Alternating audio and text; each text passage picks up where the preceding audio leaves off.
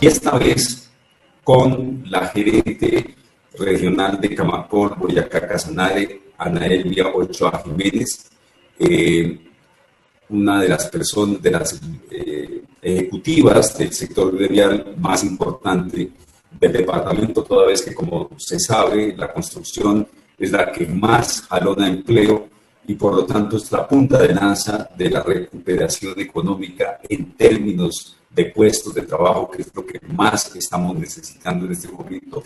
Con toda seguridad, la crisis económica después del coronavirus pasa principalmente por el meridiano del empleo, que es la angustia de todos, y especialmente de los jóvenes, que es en el caso del indicador de Tunja, es el peor problema que afronta en este momento la comunidad de la capital boyacense, donde el segmento poblacional entre los 15 y los 28 años es el más afectado por la intensidad del desempleo. No hay fuentes de trabajo, no hay que hacer. La construcción se constituye en una de las alternativas. Pero bueno, la idea es hablar con la persona que sabe, con la persona que está al frente del gremio en el departamento, en la regional Boyacá Casanare. Esta región, que sin duda, siendo una región relativamente pequeña, está adquiriendo cada vez más connotación, dado que el desarrollo de esta parte del país hacia el nororiente y hacia la antillanura es evidente y va a ser el gran desarrollo de este siglo, sin lugar a dudas, en lo que queda de este siglo, va a ser esta región. Entonces, cada vez es más preponderante. Señora gerente, un cordial saludo. Usted acaba de salir del Congreso Nacional de Camacol este fin de semana y también estamos estrenando el decreto reglamentario de los subsidios a la vivienda no BIS, que ha despertado un gran interés en el país. Yo quisiera centrar fundamentalmente el tema en el subsidio, pero también tocar el tema de lo que fue el Congreso, que acaba de suceder, y otros par de asuntos que nos parecen muy importantes para el mundo de la construcción, la reactivación económica de este sector, el mercado inmobiliario, cómo se va a comportar, qué perspectivas hay. Gerente distinguida, le repito, un cordial saludo, bienvenida, y comencemos por charlar de lo que fue el Congreso este fin de semana. Hola Pedro Esaú, muy buenos días. Un saludo también muy especial para las personas que te acompañan, que hacen posible la transmisión de esta entrevista a través pues de los canales que dispone el periódico, pues el diario, que es tan importante en nuestro departamento, y a todas las personas que nos escuchan a esta hora y que les interesan todos estos temas asociados a la construcción, que como tú bien lo mencionabas, es un sector pues que ha venido ganando mucha importancia, no solamente a nivel nacional, sino también a nivel del departamento de Boyacá, dado que hemos crecido mucho en los últimos 10 años y el sector ha pasado de ocupar un sexto, séptimo lugar en la generación de PIB a estar ahora ya en un muy importante cuarto lugar y con muy buenas proyecciones pues de seguir creciendo si las cosas en el departamento se alinean muy bien como con las políticas del gobierno nacional y podemos buscar una reactivación muy rápida a través de la construcción de vivienda y de edificaciones en general, que ha demostrado ser como una alternativa y una estrategia muy rápida para poder generar mano de obra de manera rápida, porque lo que se invierte en construcción es generación de empleo de manera directa. Entonces, pues estoy muy agradecida y complacida de estar aquí contigo y de contarles pues a las personas que nos escuchan todos los temas que se están moviendo en materia de vivienda en el país. Y como tú lo mencionabas, pues el Congreso Nacional de Camacol terminó el viernes pasado. Fueron 3 días pues de muchas conferencias sobre cómo ha cambiado el sector de la construcción a nivel mundial y todos los retos que esto implica pues a raíz de la pandemia, que no solamente, digamos, nos implica a los colombianos un cambio en las formas de hacer las cosas, sino que ha sido un cambio a nivel pues de todos los países.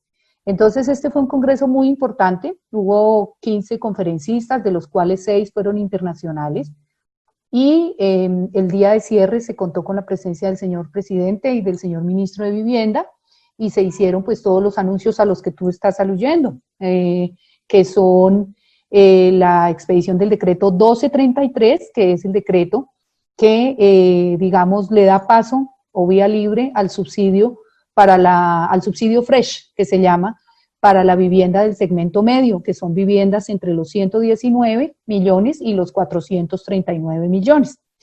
Digamos que eso fue como el cierre del Congreso, pero durante el Congreso Nacional se hablaron pues de muchos temas y de como de todos los retos de innovación que requiere posicionar el sector y que cumpla como con ese rol que le ha dado el gobierno de ser el dinamizador de la economía, pero pues que para eso se requiere una, digamos, una modernización tanto del Estado en materia de entrega de servicios en línea.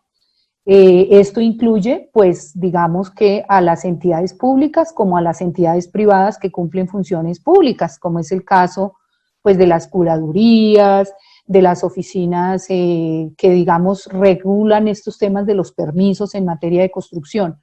Pero también requiere que los constructores, pues, dejen un poco esos métodos antiguos de pensar los proyectos sobre planos como se hacía convencionalmente, sino que esto requiere también pues modernizar toda la fase desde la planeación, la gestión de los proyectos y la ejecución y el seguimiento. Entonces, el gran mensaje del Congreso fue como eso, una necesidad de que el país le invierta esfuerzos y recursos a la modernización en materia digital y a la necesidad también como de facilitar la vida en términos de trámites, porque hay muchos y hay necesario bajar esos trámites, bajar los tiempos.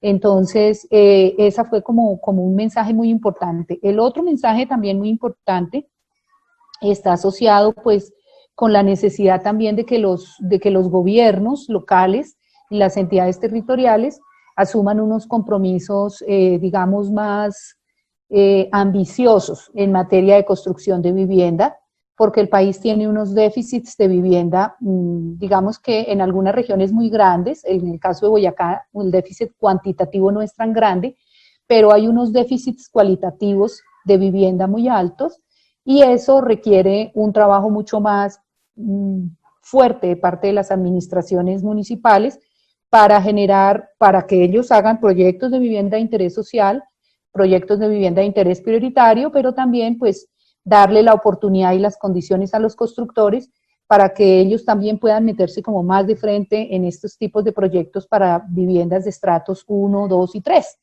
Entonces, digamos que la vivienda, como tú lo mencionas, es un gran dinamizador, pero requiere que haya como unas condiciones para facilitar esa construcción de vivienda. Esa es como la conclusión general del Congreso, claro, para no extendernos pues con muchas más ideas.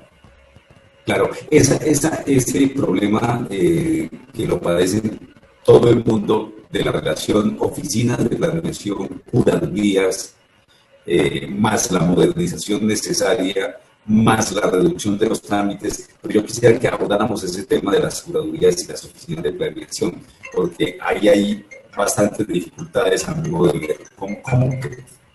Si se abordó o mejor, qué se está pensando sobre eso que se propone? Bueno, este tema de las curadurías ha sido digamos que fue un muy buen paso, ¿sí? Las curadurías realmente agilizaron todo el tema de la prestación de los servicios de licenciamiento, en general, de licenciamiento ya sea de urbanizaciones o de construcciones.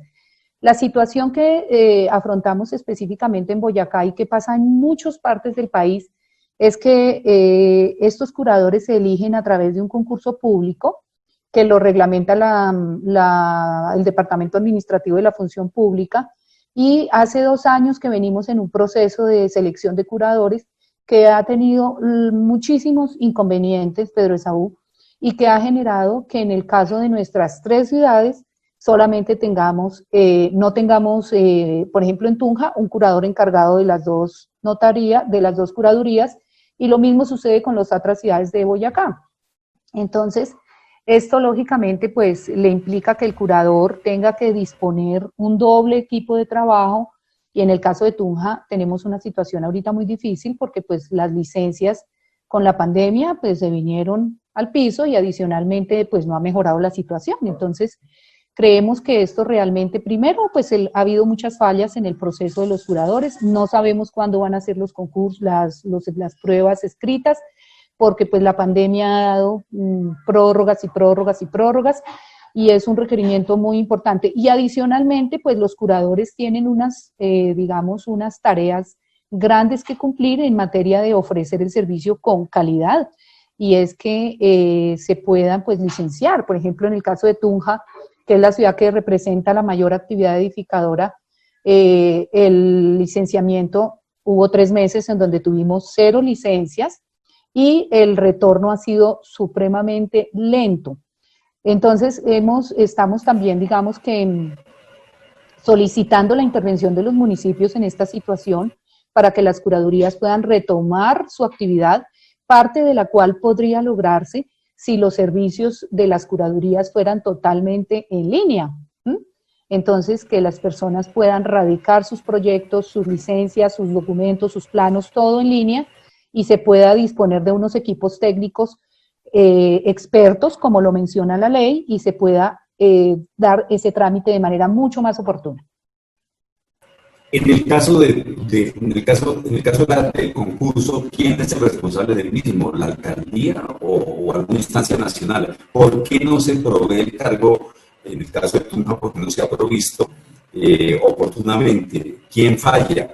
Y bueno, la pandemia no es excusa, por el contrario, no pensaría que la pandemia era un momento de reflexión, la pausa necesaria y solucionar un problema como era organizar el nombramiento la designación del nuevo curador. Sí, en este caso, pues antes eran los alcaldes los que disponían el concurso, pero ahora cuando se modificó la ley y la responsabilidad en el concurso es del Departamento Administrativo de la Función Pública, y ellos son los que deben dar como razón de por qué el proceso ha estado tan detenido. Sin embargo, hemos hecho gestión a través de Presidencia de Camacol, derechos de petición, y siempre es lo que se dijo hace, digamos, 1 o 2 semanas, es que la prueba no se podría hacer porque es virtual y que eso representaría algunos riesgos para la calidad de la prueba. El alcalde en estos casos ya lo que él hace es, de la lista de elegibles que le suministra el Departamento Administrativo de la Función Pública, él procede con el orden de elegibilidad y elige, pues, lógicamente al primero si está disponible. Aquí tuvimos una situación particular y es que la doctora Carmenza Tobos cumplió su periodo y no podía ser nuevamente, digamos, encargada de un nuevo periodo.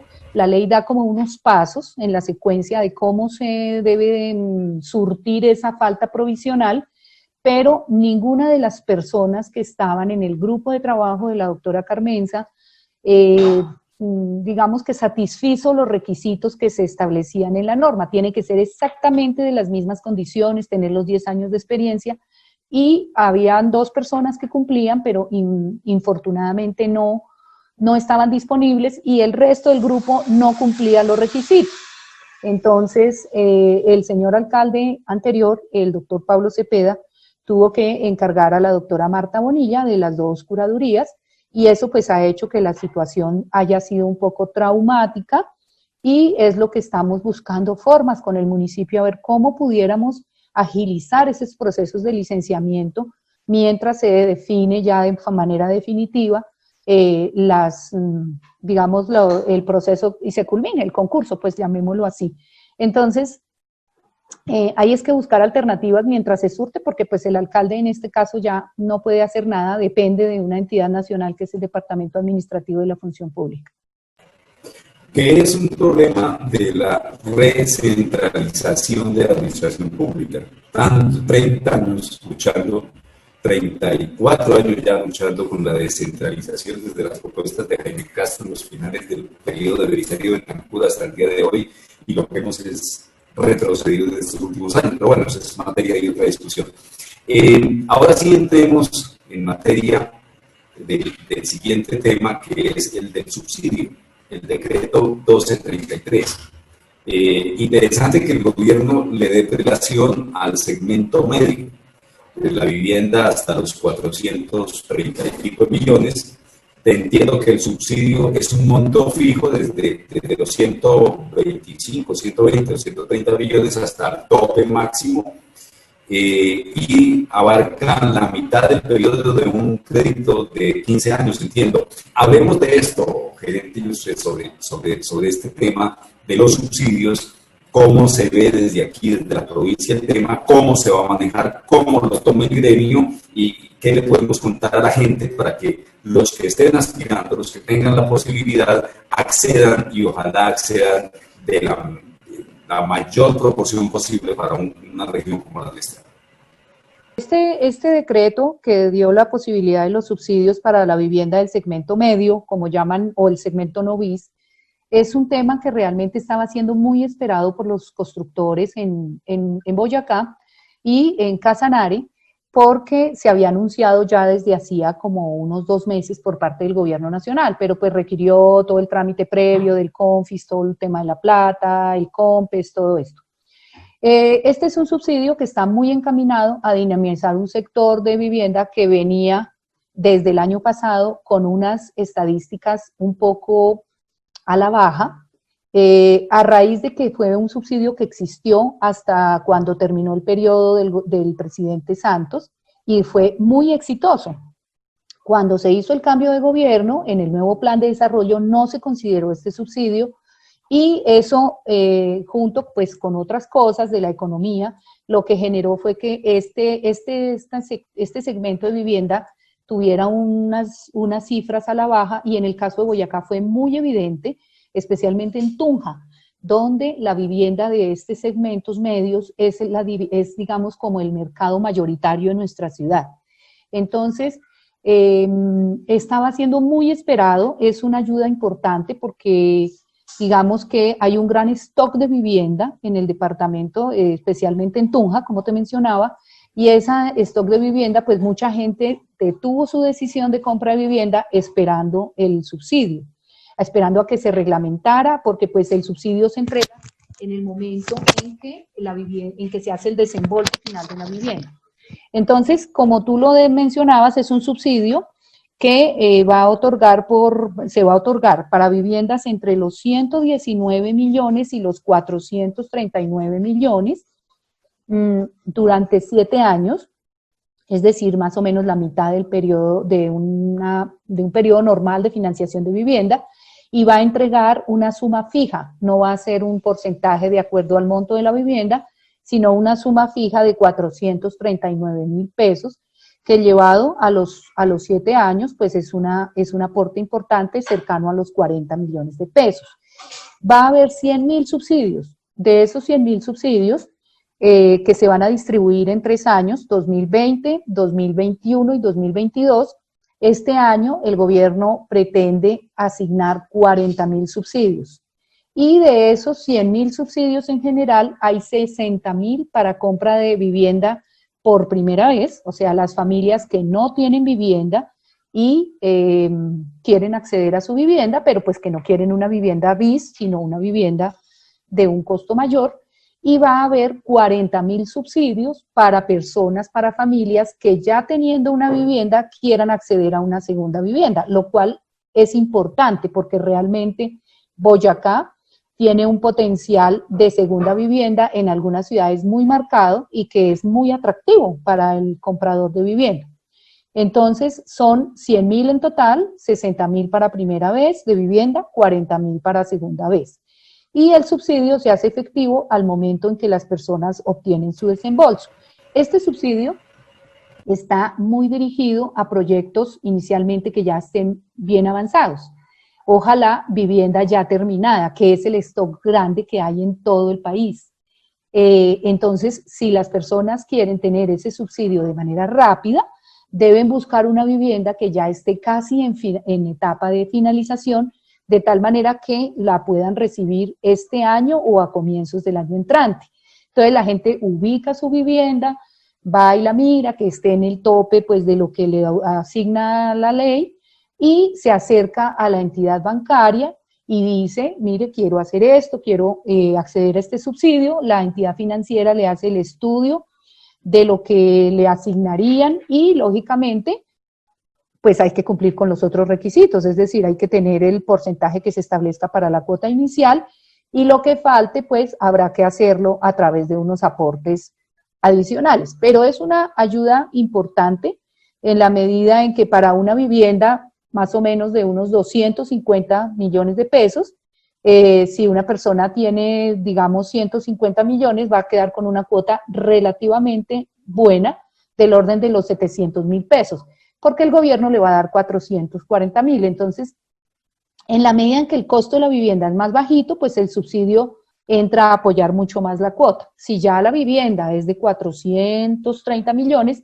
pues lógicamente ya las cuotas son grandes y el subsidio no tiene tanto peso dentro de ese valor total. Pero es una ayuda importante de todas maneras que creemos que, digamos, impacta mucho. ¿Por qué? Porque nosotros en nuestra región no es que tengamos viviendas de 400 y pico, muchas, no.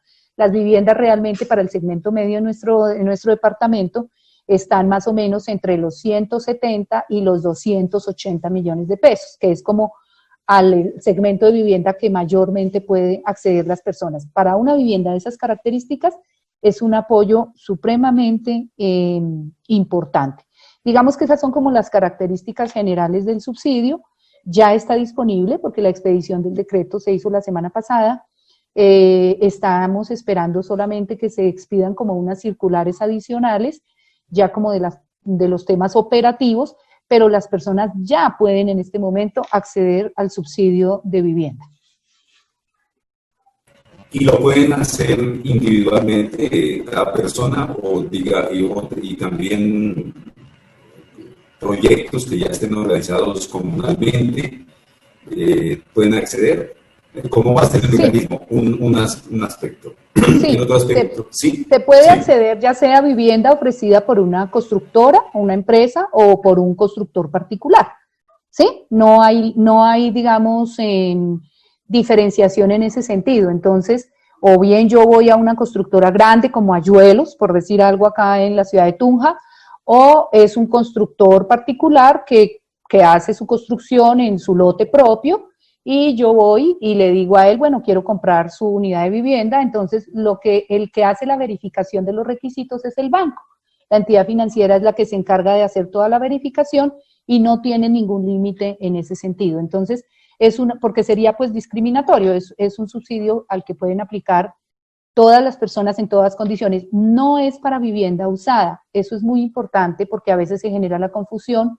Debe ser vivienda nueva y se hace efectivo al momento en que se entrega el crédito. El crédito se entrega al momento en que la vivienda está terminada.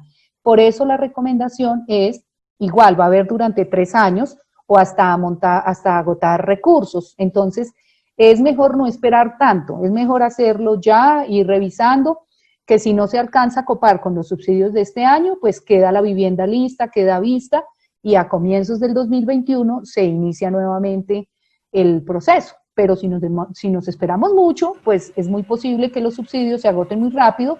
No tiene asignación regional, tampoco es que son 10.000 para Boyacá y 10.000 para... No, es para todo el país hasta agotar recursos.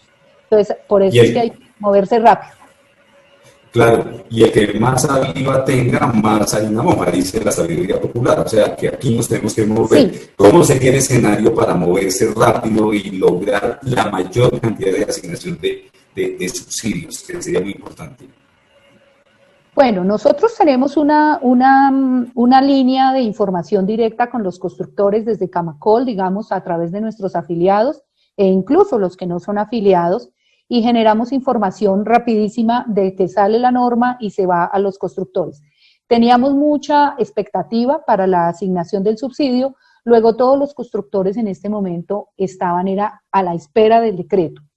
Inmediatamente se expide, hemos, digamos, arrancado ya con una serie de información a través pues, de redes sociales, pero nuestra información se replica básicamente a través de los constructores, porque ellos tienen todas las personas que están interesadas en sus viviendas y la información fluye muy rápido de constructor a interesado de vivienda.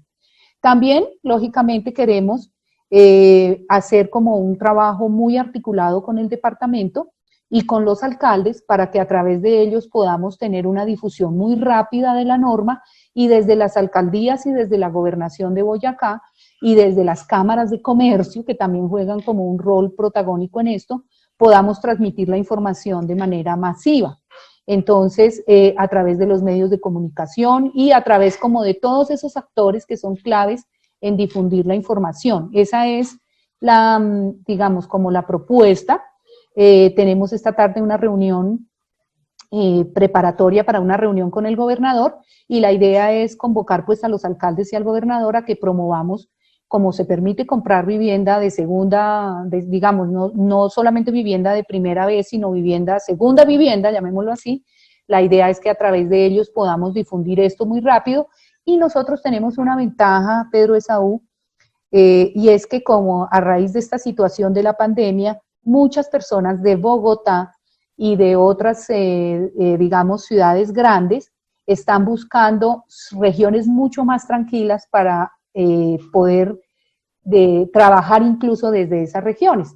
De hecho, es importante mencionar que en Bogotá muchas empresas están evaluando la posibilidad de no volver a sus oficinas aun cuando se regularicen las condiciones de la pandemia.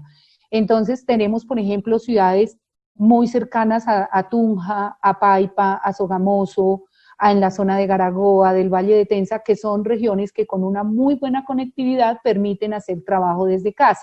Y nosotros tenemos muchas condiciones en términos de seguridad, de belleza, de atractivos turísticos y de precios que hacen que nuestra vivienda sea muy competitiva con vivienda de Bogotá, porque con lo que uno compra en Boyacá, en Bogotá, una vivienda de 50 metros cuadrados, perfectamente en Boyacá compra una vivienda de 120 metros cuadrados. Entonces hay que potencializar todas esas ventajas que tiene Boyacá y mostrarle a la gente que tenemos una muy buena oferta en este momento, una oferta más o menos de 2.700 unidades de vivienda que puede acceder a todas esas beneficios del gobierno. Lo importante es hacer pues un trabajo en equipo, constructores, alcaldes, gobernadores y medios de comunicación que juegan un rol muy importante para que la gente se entere de los subsidios. Sin lugar a dudas. Una pregunta, como la pandemia nos cambia las costumbres, nos va a cambiar muchas cosas, y esa que usted acaba de mencionar es una de ellas, que la gente puede irse hacia la periferia a hacer su vivienda, ya no necesariamente en el centro urbano. ¿Qué pasa con esas iniciativas individuales? Yo creo que colectivas no hay muchas, pero sí individuales, de que las personas disponen del suelo en la finca de la familia, en espacios de amigos, etcétera. Se puede acceder para vivienda, digamos, rural, pero no rural en el sentido campesino, sino en el sentido urbano. ¿El subsidio da para eso? Claro que sí. Digamos que para vivienda, digamos que construcción en lote propio no permitiría el subsidio no está pensado para eso. El subsidio está pensado es como para darle un empuje a las empresas de la construcción o a los constructores. Ya para hacer una construcción en lote propio, pues habría que acceder a otros mecanismos del gobierno. Este no está pensado específicamente para eso. Sin embargo, sí me permite, por ejemplo, acceder a una vivienda en una parcelación en Paipa, por decir algo. Si hay una constructora en Paipa que tiene una parcelación en la zona rural, debidamente licenciada, autorizada, yo sí puedo aplicar el subsidio para esa vivienda que me está ofreciendo una empresa en Paipa. Entonces, no sé si con eso te hago como la claridad de lo que me estás preguntando. Perfecto, porque es que ahí habría otra posibilidad. Entonces, vayamos a saber cuántos están pensando en estas posibilidades en todo lado, de hacer parcelaciones, y se necesita, ahí entraría en juego el otro problema, que son los POTs y las administraciones, por Boyacá, en fin, todo el aparato moverse para posibilitar esos procesos, o podría ser. Sí, señor. Ahí lo que entra en juego es precisamente lo que tú mencionas, y es el tema de los POTs, que es lo que permite habilitar el suelo a nivel tanto urbano como rural. Y es que en nuestro departamento tenemos unos POTs, la mayoría muy viejos, aprobados en el año 2000, que no han podido ser reformulados porque no hay recursos. Usualmente es falta de recursos, no es por falta de voluntad de los alcaldes tampoco, ¿no? Porque pues los alcaldes seguramente que lo quisieran hacer, pero formular un POT es un proceso complejo porque técnicamente es pues toda la definición de un modelo de desarrollo del municipio y adicionalmente clasificar los suelos, o sea, es un proceso técnico bastante complejo que requiere unos estudios y unos insumos técnicos que son costosos. Muchas veces, pues todo el tema, por ejemplo, de riesgos, de la identificación de las zonas de amenaza, la identificación de las zonas de la estructura ecológica, en algunos casos los suministran las corporaciones, pero en otros casos, pues el municipio los tiene que hacer. Eso ha hecho, Pedro Esaú, que nuestros POTS sean viejos, que en nuestro departamento de los 123 municipios, por lo menos debe haber unos 85 que no los han podido revisar y actualizar. ¿Y qué pasa con eso? Pues que hay muchas necesidades que no se están pudiendo cubrir, o porque no hay suelo habilitado, o porque las clasificaciones del suelo fueron de manera, como fue un primer ejercicio de POTS de primera generación, pues digamos que no había como la fortaleza técnica para formular esos POTS, y muy posiblemente las clasificaciones de suelo no quedaron como debieron quedar. Entonces tenemos unas limitaciones que pueden haber suelos habilitados, digamos, con un uso posible para construcción de vivienda o para otros usos, incluso usos industriales, pero que no se pueden modificar por falta de recursos, pero tampoco podemos otorgar autorizaciones porque el POT, los usos del suelo no lo permiten. Entonces es muy importante que pudiéramos tener una estrategia también a través de la gobernación y las entidades que se encargan de prestar esa asesoría, de poder hacer una revisión a fondo y una actualización de esos POTS, porque no tenemos forma, por ejemplo, para ciudades que tienen un requerimiento de vivienda BIS importante. Hay muchas ciudades que se quejan porque ¿dónde hago la vivienda de interés social? Es que no tengo dónde hacerla, es que me mandan es por allá, para las afueras de la ciudad, lejos de los servicios, que no es lo ideal. Realmente la vivienda debe tener todos los servicios garantizados. O sea, la gente no va a querer irse muy lejos porque si no tiene escuela para sus hijos, un centro donde comprar los insumos, un sitio donde ir a hacer ejercicio, es muy difícil. Pero todo eso lo permite es los POTS. Nosotros creemos que ya hay una experiencia importante de lo que fue esa primera generación de POTS, que ya hay fortaleza en la región de grupos, consultores, de gente que sabe de POTS, y que eso es muy importante, entrar a avanzar en esos procesos de revisión para poder poner las ciudades a tono con su modelo de desarrollo. Entonces, ese es un tema estructural, Pedro Esaú, que hay que tratar de abordarlo. Lo tenemos como uno de los puntos prioritarios del Consejo Gremial con el señor gobernador. Ojalá lo pudiéramos hacer también con la corporación autónoma, con las corporaciones autónomas y con los alcaldes, para poder buscar como formas, salidas a ese círculo vicioso que tenemos en ese sentido.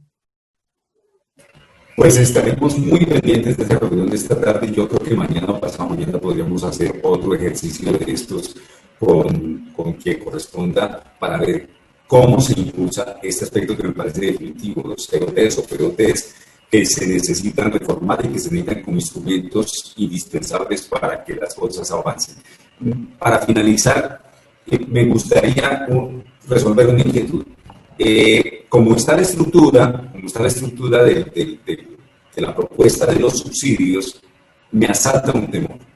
No sería que de alguna manera el subsidio termine en manos del constructor vía subida de los precios, que también tiene que ver con el uso del suelo y todas estas cosas, pero como ya son proyectos casi terminados los que se van a beneficiar para dinamizar el mercado y posibilitar a la gente que acceda a su vivienda, pero en cualquier momento los 420.000 pesos, 438.000 pesos, se pueden convertir más en una transferencia de recursos al bolsillo del constructor o de los constructores y no tanto al beneficio efectivo del usuario.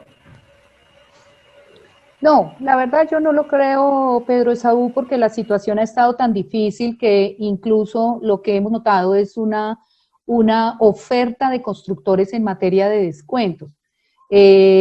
Vamos a compartirte una información que estamos recogiendo en Camacol, pues que estamos como en proceso de construirla, en donde lo que hemos visto es que esta situación de pandemia ha obligado a varios constructores, como hay tanta oferta de vivienda, entonces, ¿qué pasa? Eso lo regula el mercado y la competencia entre ellos mismos hace que realmente el precio tienda a ser competitivo. Si hubiese una baja oferta de vivienda, es muy posible que eso sucediera, pero es que en este momento tenemos casi 2.700 unidades en oferta, que es mucho más alto de lo que teníamos antes. Y es que, por ejemplo, ahorita con situación de estos últimos 2 meses, lo que una vivienda antes se demoraba 8 meses en vender un constructor, llegamos a tener periodos de casi 20 meses.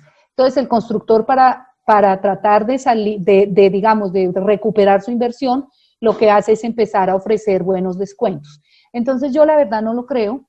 Yo creo que el mercado en esto juega un buen rol y el constructor lo que incluso ha hecho es tener que bajar un poco sus precios y permite y admite ofertas.